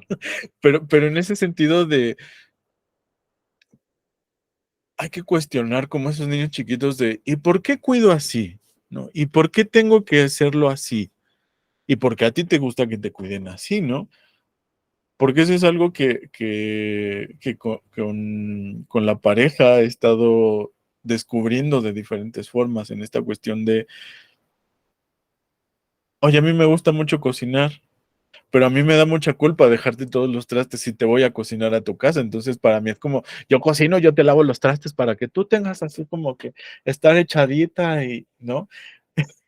Y ella en su educación de soy mujer que tiene que hacer el cuidado del hogar y todo, pues le da comezón, ¿no? El que uno llegue y, ay, no, yo lavo y yo cocino. Y es como, un día me dijo, es que me siento que estoy como de inútil en mi casa. Y yo, no, no estás de inútil, nomás hoy yo vine a consentirte. Ahí tienes todo el resto de la semana para no sentirte inútil, ¿no? Si eso es lo que quieres, pero ¿por qué te sientes inútil, no? Y entonces el averiguar en nosotros y incluso en nuestras relaciones, ¿no? Oye, ¿ya te diste cuenta cómo esto lo hacemos como nuestros papás o así, ¿no? Y de repente así así como, ay, no manchas, ay, pero qué chinga, ¿no? Y es padre porque puedes ir armando y desarmando esa estructura social para decir, esto está padre, pero a lo mejor lo podríamos hacer de otra forma. Y eso no tiene nada de malo, ¿no? O sea, no es punible como nos hace creer la sociedad, ¿no? Como en es que mira, si tú lo dejas que cocine, un día así me dijo, ¿no? Es que a mí me llega a dar miedo que si yo te dejo que cocines mucho tiempo, te vas a hartar de que siempre me tienes que cocinar y yo como, ¿por qué crees eso, no? Y pues te das cuenta que son esos prejuicios sociales de no cumplo con el rol de mujer, ¿no? Y después pero ¿cómo el hombre va a cocinar, no? Y yo también como del otro lado es que yo lo intento hacer también un poco como a lo mejor un poco, selfish, eh, de, Egoísta. ándale, de no quiero ser ese estereotipo de hombre que no sabe hacer nada dentro de la casa, yo quiero cocinar, ¿no? Y entonces también podemos llegar a un punto medio en el que ella me dice, yo no le sé mucho a la cocina, pero yo te ayudo a picar. Ah, pues órale. Y entonces picando y ya se vuelve diferente, ¿no? Porque ya estás cocinando, para mí como buen amante glotonero, es como, así se construye o así deberíamos construir más el amor, ¿no? Oye, yo te ayudo a picar esto, tú ayúdame con esto otro y juntos vamos viendo y oliendo a qué huele, ¿no? Y cómo sabe y cómo se siente. Y también siento que eso puede romper con esa estructura tan de el amor es así y tienes, como nos decía siempre Mali, ¿no? Y la escalera eléctrica te lleva a, ¿no? Pero tienes que dar este y este y este pasito. Y creo que no siempre tiene que ser, bueno, no creo. Yo siento que no debería de ser así, ¿no? Sino visto como desde ese amor o desde esa empatía, si se quiere, o desde la solidaridad de, eres una persona y si a mí me importas, ¿cómo le hacemos para seguir teniendo un lazo y seguir caminando? ¿No? Y eso ahorita me hizo ruido. Pues fíjense que gracias a esto tenemos una nueva tarea, que es, como en la secundaria, todos denle gracias a Erando por esta gran idea. Que es cómo te gusta que te cuiden. ¿Qué siento cuando sé que necesito ser cuidado? Y la que a mí me interesa, pues, ¿no? ¿Qué me impide pedir cuidados? Sí, sí, sí, aquí vamos a llorar todos. Primero Erando y Miguel y ya luego todos los demás. Yo me doy cuenta que para mí es muy difícil pedir, hasta se me corta la voz, ¿vieron? Para mí es muy difícil pedir cuidados porque regularmente me siento extranjerizada, como en no, tú deberías, tú tendrías, tú podrías, pero si eres tan fuerte, ¿por qué esto te afecta, no? Y ahora con no monogamias, cuando digo, güey, siento un poco de celos, casi siempre la respuesta que encuentro en algunos de mis entornos es, pero pues tú no hablas de esas cosas. Pues sí, perro, pero pues saberlo no me exime de sentirlo. Y entonces me da miedo que la gente me juzgue. Es bien pendejo, lo voy a llevar a terapia. Me da miedo que la gente me juzgue por no cumplir las expectativas que tienen de mí. Y que sé que no son mías y que no corresponden a mi realidad, pero están ahí, ¿no? Justo hablábamos de eso hace unos días, la Talía y yo, porque pasaron cosas en la casa y le decía, güey, yo no sé aceptar esto. Sí, todas las preguntas se van a mandar a WhatsApp, como siempre, no te preocupes, mi amor. Ajá, no, y le decía, güey, es que yo no entiendo esto, o sea, lo acepto porque me hace falta, porque estoy consciente de que estoy en un lugar bien vulnerable, pero me causa mucho conflicto aceptarlo. Y me causa mucho conflicto aceptar abrazos, y me causa mucho conflicto que me hablen bonito, y me causa, o sea, es muy raro. Entonces, eso se va a quedar de tarea porque aquí si lloro, lloramos todos, ¿no? O sea, insisto en que me pasen los números de sus terapeutas para decirles, yo te lo mandé otras 4 sesiones. Necesito una comisión por esto.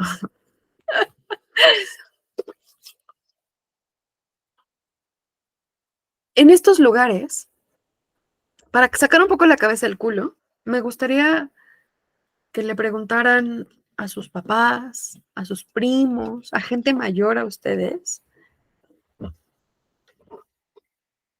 si no fueran del sexo género que son, ¿qué les hubiera gustado hacer? O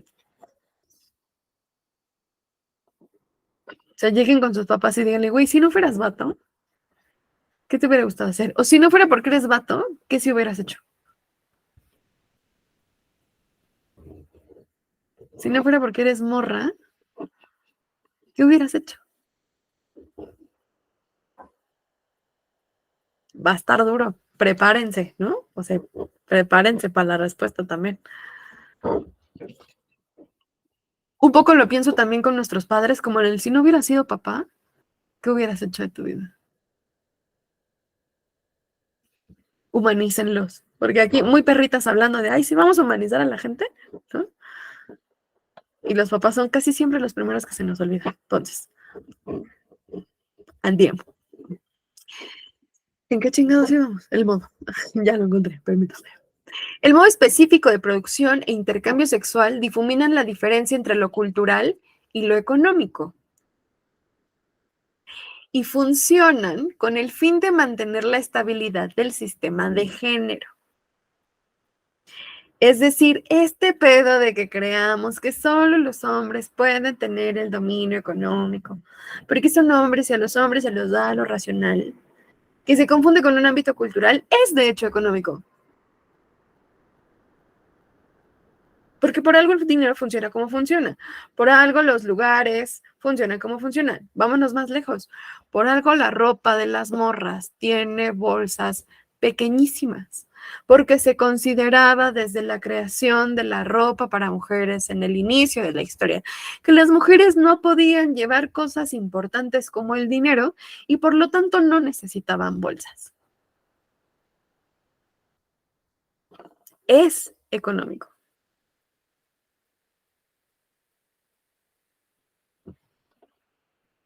Funcionan con el fin de mantener la estabilidad del sistema de género, la heterosexualidad del deseo, es decir, que siempre que haya alguien a quien le falta, se va a enamorar de alguien a quien le sobra.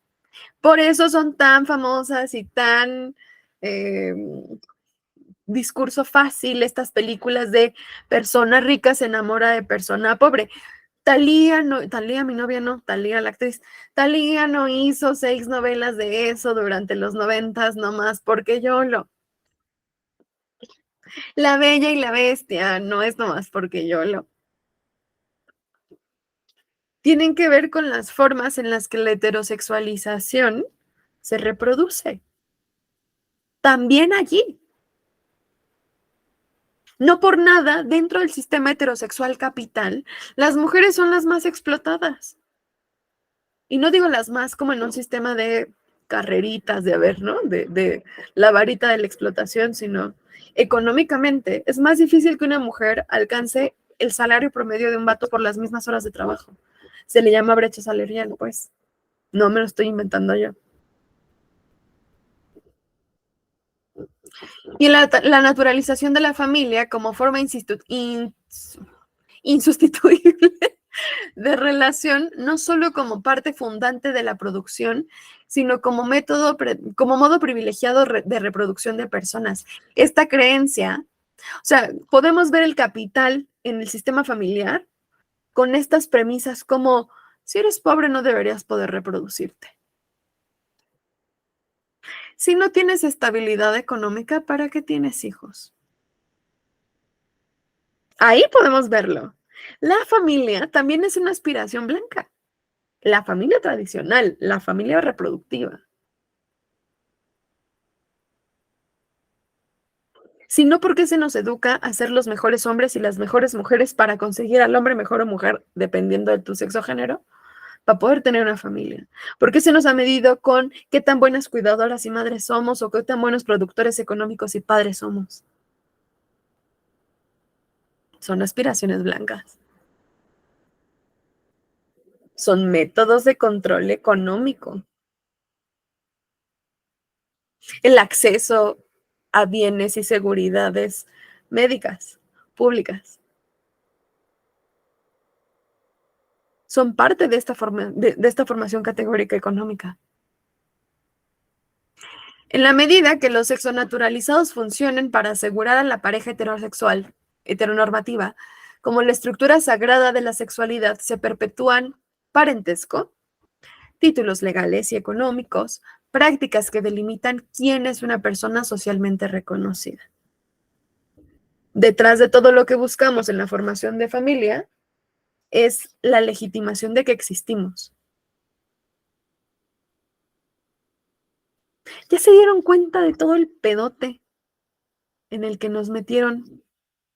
¿Ya se dieron cuenta por qué las morras cis, hetero, blancas, es bien común escucharlas decir, es que no me he pedido el anillo, amix? Es que ya llevamos 6 meses de la relación y no va para ningún lado. Porque la única forma en la que políticamente podemos existir para el sistema es casándonos, produciendo y reproduciéndonos. Por eso nos meten tanto miedo a la soltería. Por eso hay un desprecio a la soltería.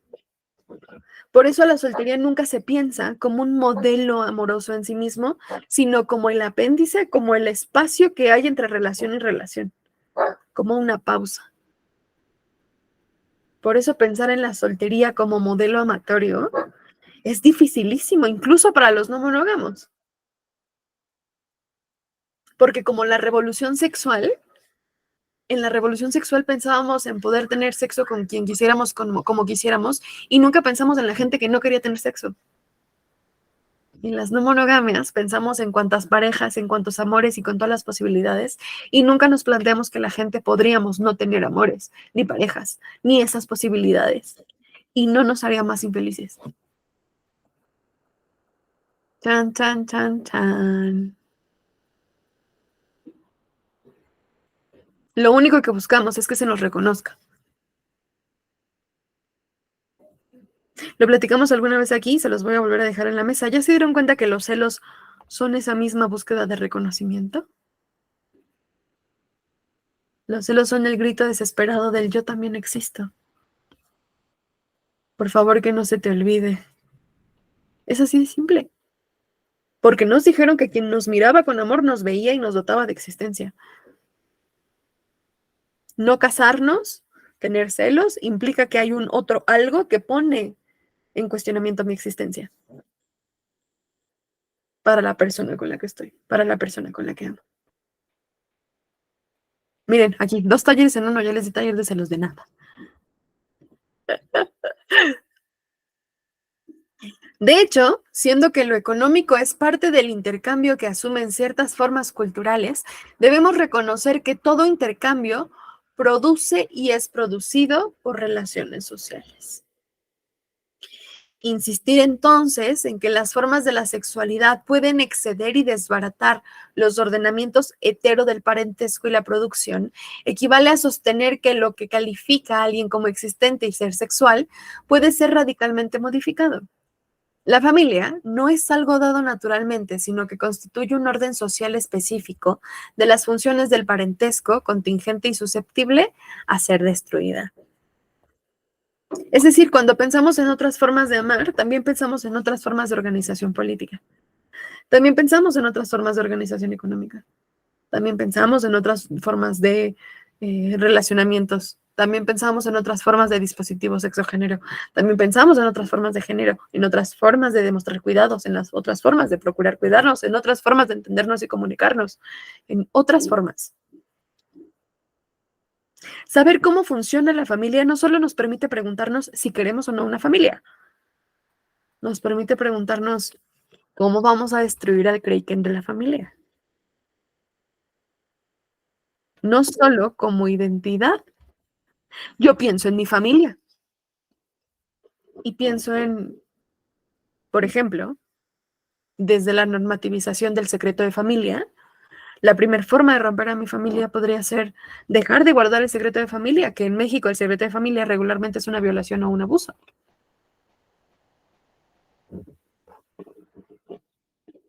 ¿Cómo vamos a organizarnos? Miguel, adelante. Está muy... Chale. Hoy en la tarde venía como pensando muchas cosas porque últimamente he tenido como así el deseo de paternar, ¿no? Entonces veo como videos en TikTok de niños con sus papás y bailando y así. Y es como de que, ay, sí, ¿no? Pero justo, ¿no? O sea, estaba viendo como un video sobre crianza respetuosa y así como que no, sí, hago, o sea, sería algo que yo haría, ¿no? Pero si alguien me pregunta en estos momentos si quisiera tener hijos, quizás yo diría, no, porque no voy a traer a otra persona al mundo a sufrir, ¿no? Y esa sería quizás mi respuesta. Y me acuerdo que no hace mucho en un grupo al que fui sobre cocina saludable, era un grupo como de mujeres y de otras personas que estaban ahí, ¿no? Platicando acerca de la comida saludable. Una de ellas decía, es que yo no entiendo por qué los jóvenes, o bueno, las personas en general de ahora, no quieren tener hijos, si con todo el conocimiento que tenemos ahora de cuidar, como de hacer mejores personas en general, no se dan esa oportunidad de dar como ese amor, ese afecto que nos faltó a nosotros, a estas personas, ¿no? Y entonces, ahorita yo estoy como bien movido en este sentido de que justo, ¿no? O sea, para mí la familia es la forma predominante de la reproducción capitalista, ajá, pero también quiero lo que eso significa en el imaginario y en el deseo que me ha construido, ¿no? Y entonces yo digo, o sea, sí, genuinamente sí me gustaría paternar, no sé si ahorita en estos momentos, no sé si ya le voy a decir a mi pareja en estos momentos, ya vamos a hacer uno, no porque yo sé que mis limitantes que tengo ahorita, pero no sé si esas limitantes también es parte de la lógica capitalista y de esto que lo que decías, ¿no? Me he repetido tanto que no debo de tener hijos porque no tengo los ingresos económicos suficientes para tenerlos, porque eso sería traerlos al mundo a sufrir, ¿no? Y qué tanto es un discurso clasista hacia mí que estoy reproduciendo y qué tanto genuinamente es un deseo mío de no tener hijos en este momento, ¿no? Y esa contradicción, digo, está rica, pero también me lleva como a este punto, ¿no? O sea, ¿qué sí tanto es mi deseo y qué tanto es el deseo de los otros, ¿no? ¿Qué tanto sí es algo que quiero construir porque quizás sí tengo herramientas distintas a las que tienen mis padres y qué tanto la voy a cagar aún más o igual, ¿no? No sé, o sea, y es como esa tensión entre el miedo de lo que puede ser y no puede ser, y entre también la presión que sí, o sea, el contexto me ejerce porque veo niñez, veo infancias, y es como, qué chido poder como acompañar su crecimiento de alguien como desde estas etapas, ¿no? porque a lo mejor y no tengo niñas cerca, ¿no? Para acompañar en ese proceso en comunidad, ¿no? O sea, no tengo sobrines, no tengo, no sé, algún otro espacio en donde yo comparta ese cuidado o que me permitan compartir ese cuidado, ¿no? Entonces, suena como chido en lo teórico, pero cuando te pasa y cuando tienes como estos deseos y estas contradicciones, es como, ay, ¿y cómo le puedo hacer, no? Quizás me falta imaginación, ¿no? Y sí, es válido, pero ¿qué hago con este deseo ahorita? Así. Y creo que hay una parte bien padre, que no hemos llegado a eso, y yo intuyo que lo haremos pronto, donde también estamos viendo el deseo como una cosa única muy dentro de cada uno. Como si el deseo no fuera educado,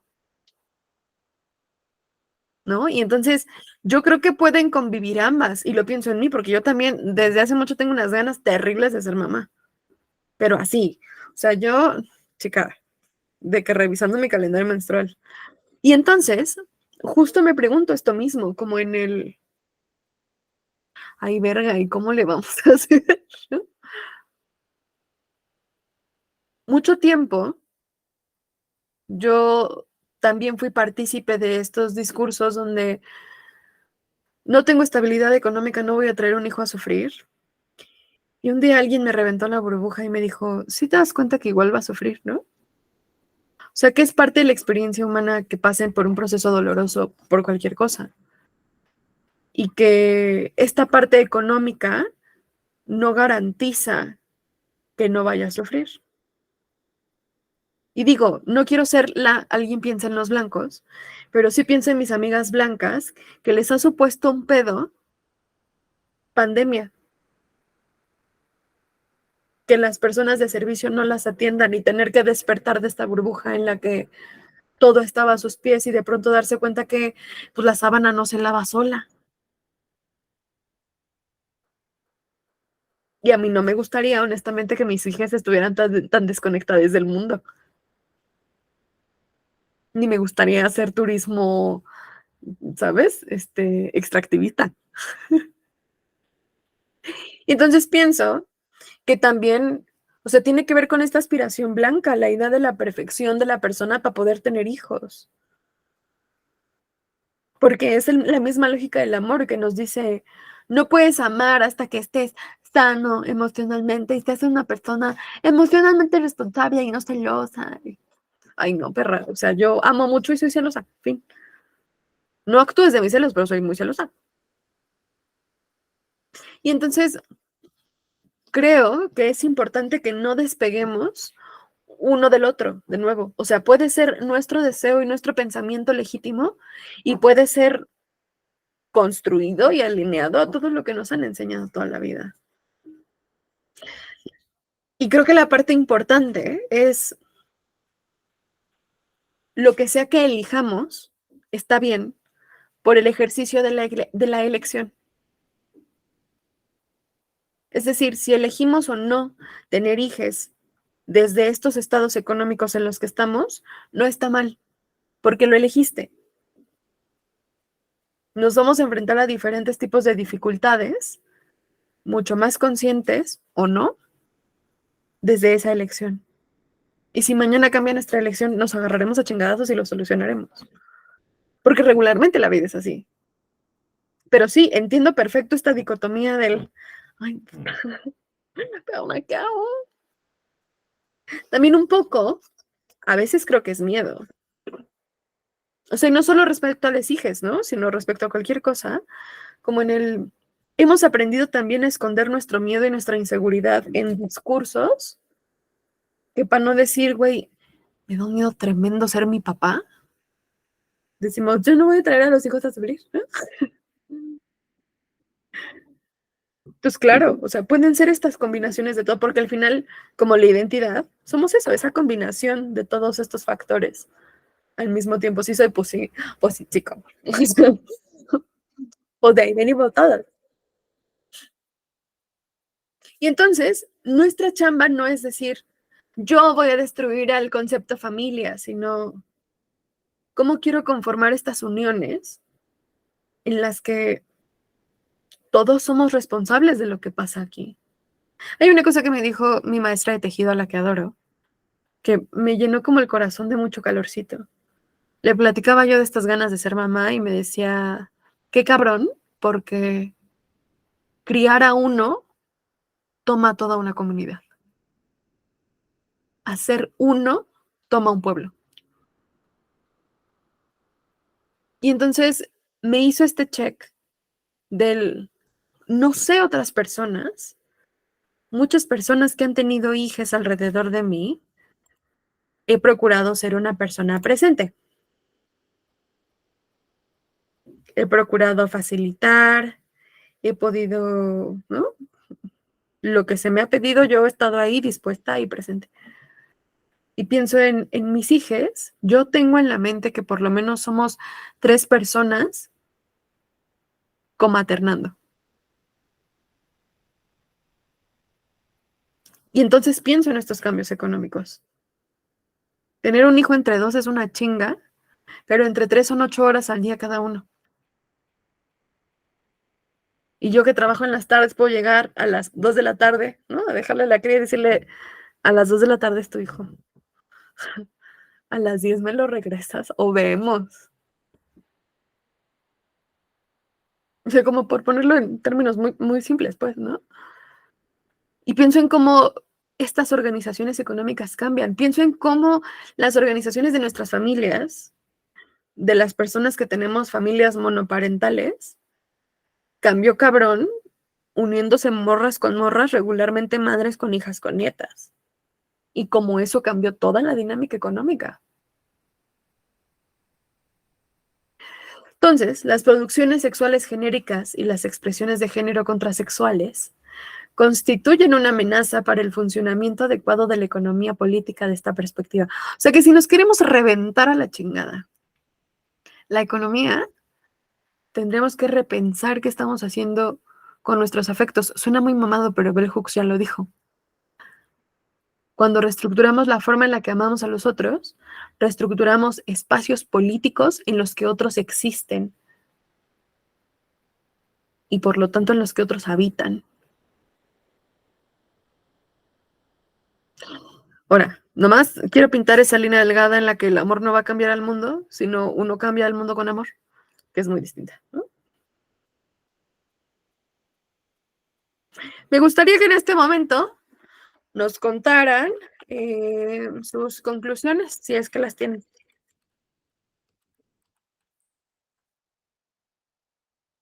No hay, no existe. Me parece maravilloso. Eran cuéntanoslo todo. Fíjate que de lo primero, creo que es el reconfigurar incluso la forma en la que creemos que debemos hacer una crítica o criticar, ¿no? Porque, no sé, a veces siento que soy muy ñoño de las palabras, pero las palabras y la forma en la que los usamos creo que también tienen un impacto en cómo vemos, analizamos y percibimos el mundo, ¿no? Y yo, por ejemplo, por muchos años crecí con la idea de que una discusión era sinónimo o cuasi sinónimo de una pelea, ¿no? Y es como bien raro cuando descubres que una discusión es como hace ratito nos contabas con tu Amix, ¿no? De nos podemos agarrar a chingadazos ideológicos, pero eso no significa que no te pueda querer o no pueda apreciar tu compañía o tal, ¿no? Y creo que en mucho sentido, igual la idea de familia, la idea de nuestros deseos de construir familias, también va muy ligado a cuál es el concepto tal cual y cómo te refieres a familia, ¿no? Yo siempre hablo que existen muchas familias que no son sanguíneas, que vas escogiendo, otras te escogen, porque siento que esto es como la diversidad con las mascotas, ¿no? De sientes que tú puedes escoger a un perrito, pero generalmente sientes que un Michi te va a escoger, ¿no? Pero es más bien por esta preconcepción de cómo es un Michi y cómo es un perrito.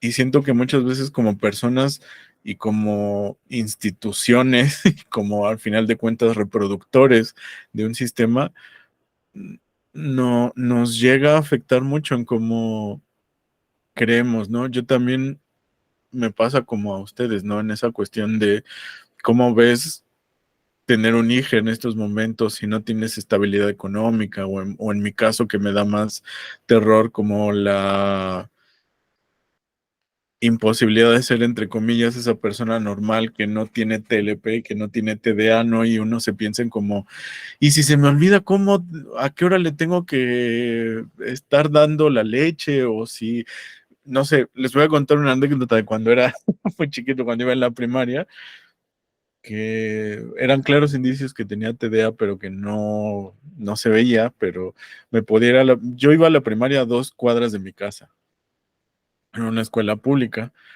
pero como estaba tan cerca, a veces no le ponía atención como a cómo salía de la casa, entonces había muchas veces que llegaba a la puerta de la primaria y no llevaba la mochila, o sea, la mochila, que además era la mochila de las primarias, ¿no? Y uno así como, ay, perdón, me voy a regresar porque no traigo la mochila, ¿no?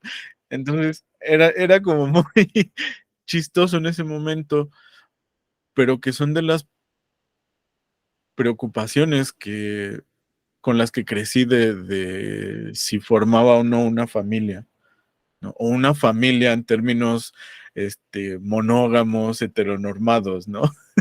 Y de repente es como, ¿y por qué nunca pensé en cómo a lo mejor, o nunca me enseñaron a creer que una familia podía ser neurodivergente en su totalidad y funcionar bien?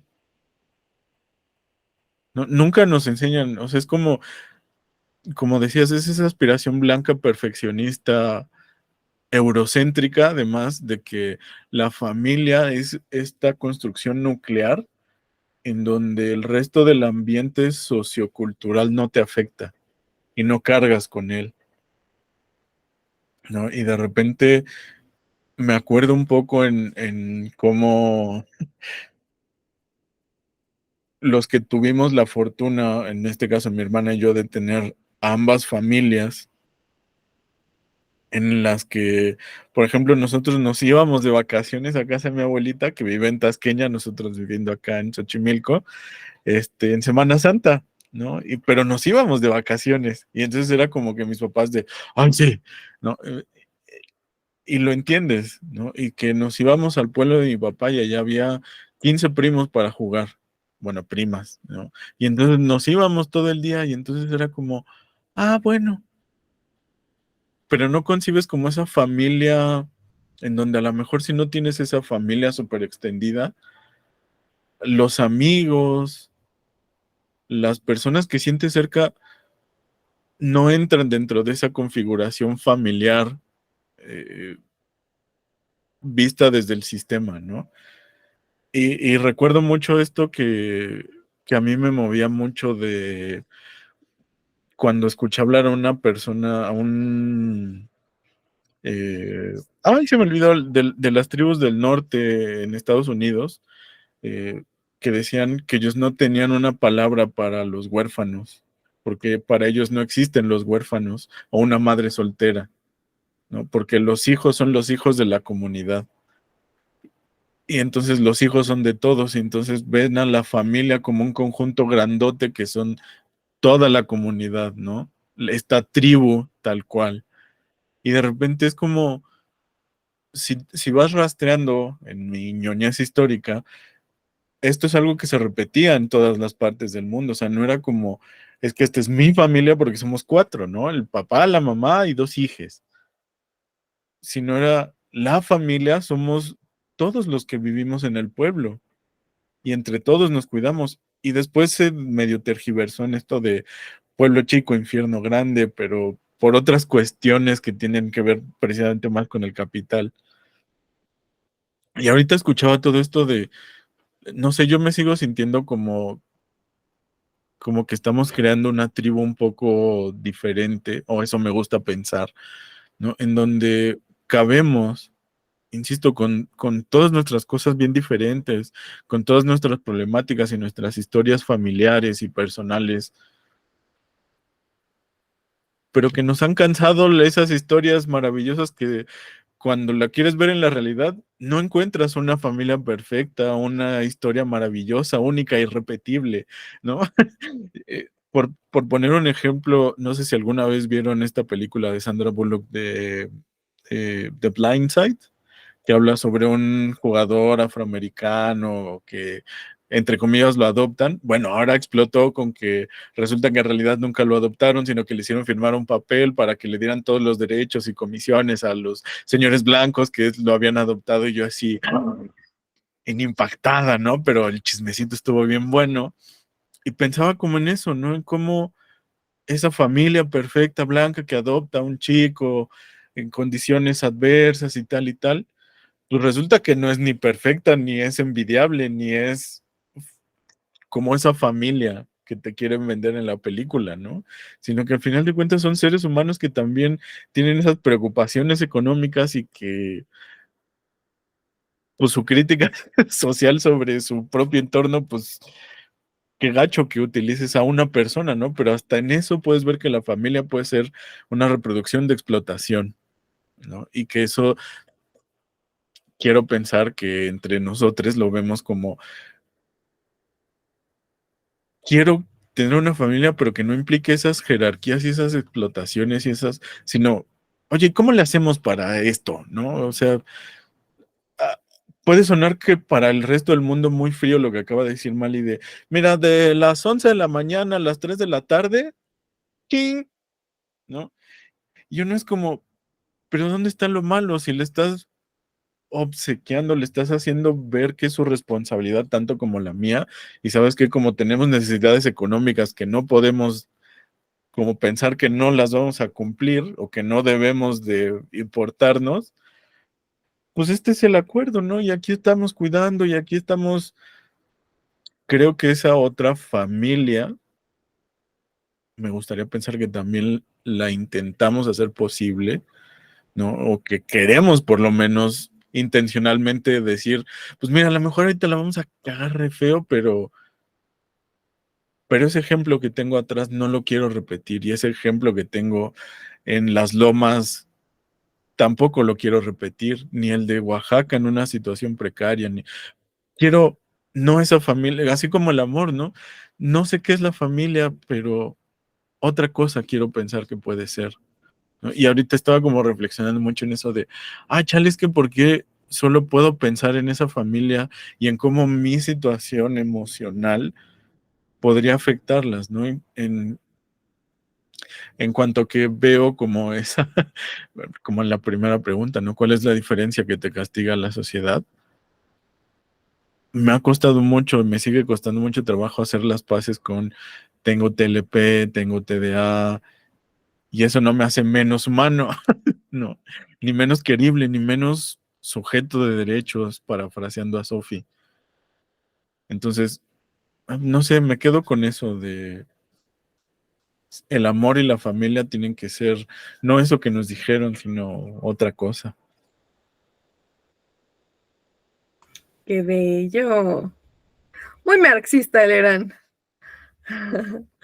Muy marxista, me parece muy bien. Fíjate que yo me quedo mucho, sobre todo con lo del castigo, y lo pensé así, no voy a aceptar un castigo de nadie, pero especialmente no voy a aceptar uno hecho de la mano de ningún neurotípico heterosexual.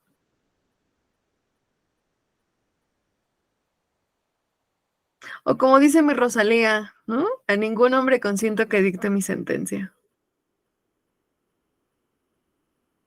Pues muy bien, qué nervios, qué emoción, qué belleza encontrarnos por aquí. Bienvenidos a Les Nueves. Muchas gracias por venir. A quienes se van integrando y ya se habían desaparecido, les extrañamos mucho, siempre. Les vamos a recibir con mucho amor cada vez.